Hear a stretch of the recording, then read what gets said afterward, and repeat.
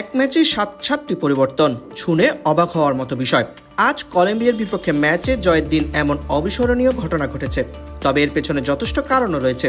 Match চলাকালীন সময়ে খেলোয়াড় পরিবর্তনে ব্রাজিল কোনো চলচাতুরির আশ্রয় নেয়নি। চলুন জেনে নেওয়া যাক এর পেছনের কারণ।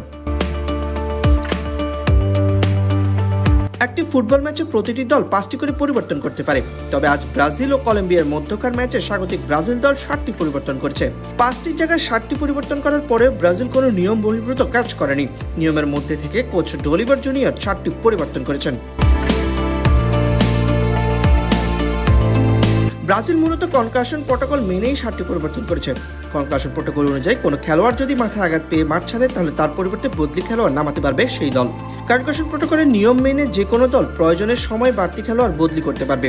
এই সুযোগ শুধু একটি মাত্র দল পাবে না, বরং যে দল কনকাশন প্রোটোকল মেনে খেলোয়াড় বদলি করার সুযোগ পায়, তার প্রতিপক্ষ দল চাইলে বাড়তি খেলোয়াড় বদল করতে পারবে। আজকের ম্যাচে 27 মিনিটের সময় আঘাত পেয়ে মাঠ ছাড়েন ব্রাজিলের উইঙ্গার গার্সন।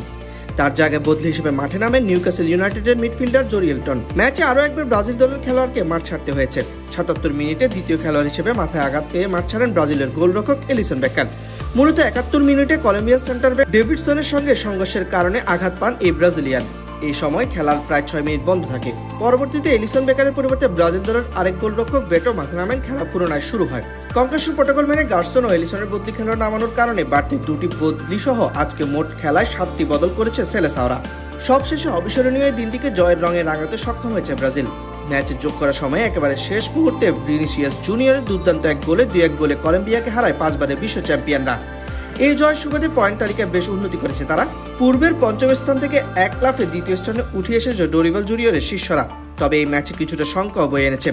ম্যাচে হলুদ কার্ড দেখার কারণে আগামী ম্যাচে আর্জেন্টিনার বিপক্ষে দলের সাথে থাকতে পারবে না ইংলিশ প্রিমিয়ার লিগের 2 তারকা ব্রুনো গুইমারেস এবং গ্যাব্রিয়েল।